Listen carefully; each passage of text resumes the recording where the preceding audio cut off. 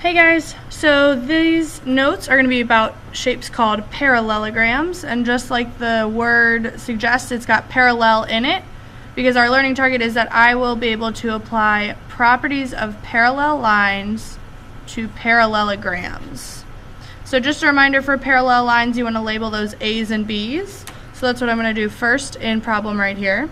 It says line A is parallel to line B when X is what? So I need to solve for X. But to do that, I need to label my A's and my B's. Alright, so now that I have my A's and my B's labeled, I see that 62 here is an A, and 7x minus 8 is a B.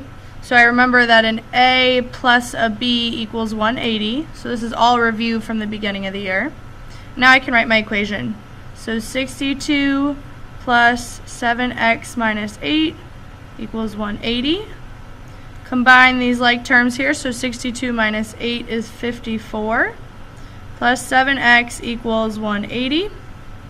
Next I subtract 54 from each side, get 7x equals 126. And that last step is to divide, so I can get x by itself, and I end up with x equals 18. Alright, looking at another review problem here, this is where we had to tell which of these lines are parallel. So here we have line F is the transversal. Remember, that's the line that cuts through the parallels. For lines A, B, C, and D, which is not parallel to the other three? So I'm going to label those A's and B's again on every single one of my lines. And remember, you start with A and then B, and then when you go below the transversal you switch B, A. So A, B, and now I switch B, A. Alright, so looking at these labels, I see I have 95 as an A, and I see another 95, and that happens to be an A. So an A is supposed to equal an A, and 95 does equal 95. So that means that line A here is parallel to line C. Alright, now let's look at our B's. So I have 75 and 85 are B's. So a B is supposed to equal a B, but 75 and 85, are those equal? No, they're not. So line B is not, to put a little dash through the parallel symbol, is not parallel to line D. But there's one last thing I could check, just like we did here. We can add an A and a B to equal 180. So let's see if any of my A's and B's would equal 180. So A plus B equals 180. Well, it looks like my 95 plus 75 would equal 180. So 95 plus 75 equals 180. That checks out. So that says that line A is parallel to line B because each of these angles are on A and B. And I also have a 95 here on C, so C is going to be parallel to B. So if I look at everything I found here, it looks like D is the line that doesn't fit. So D is not parallel to the other lines.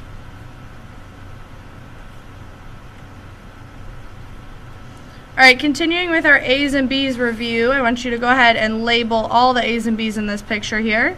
So we go A, B, switch B, A. A, B, B, A. A, B, B, A.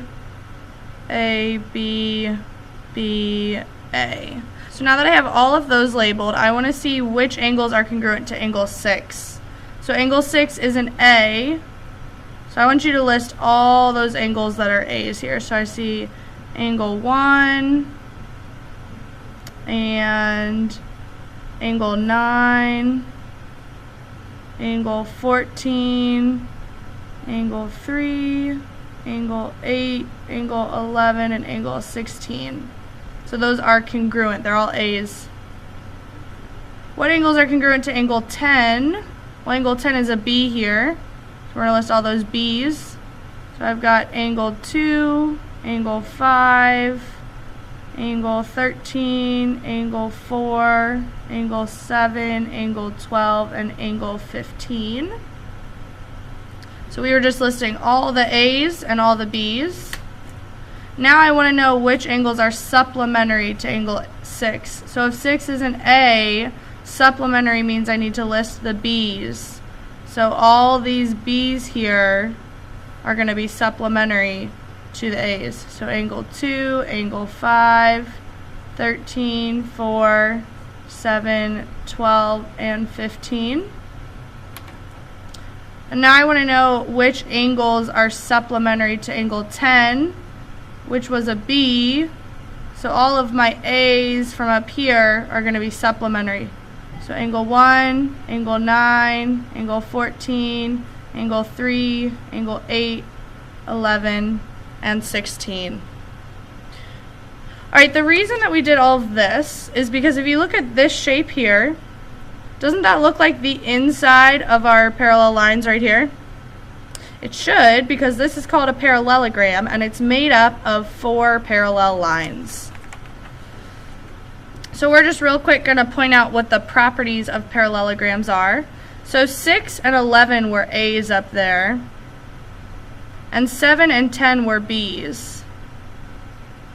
So that's going to help me see that opposite angles are congruent. And opposite sides, well, if you look at the opposite sides, they obviously seem to be the same length, so yes, they are congruent. We already talked about how they're made up of 4 parallel lines, so opposite sides are parallel.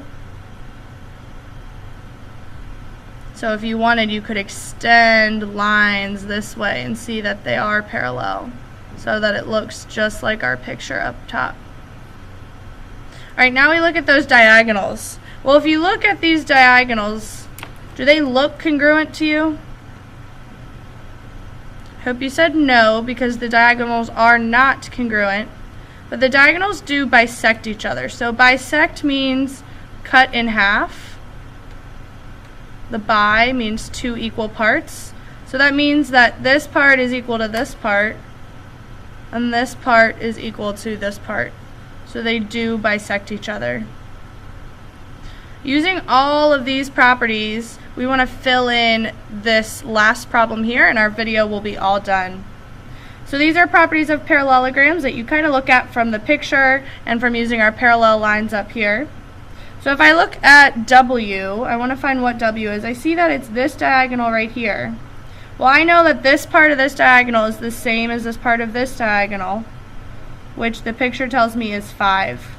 So that tells me that W is going to be equal to 5. Alright, now if I look at X the same way, X is this part of the diagonal, and this picture shows that that part's going to be equal to it. So here it is 4, so X is 4. Alright, last but not least, I've got Y over here. Well, opposite sides are congruent, so Y is going to be equal to 6, and Z is down here, and its opposite side is up top, which is 7. Alright guys, we're going to use all these properties of parallelograms to do the problems on the back in class. So thank you for watching and have an awesome day!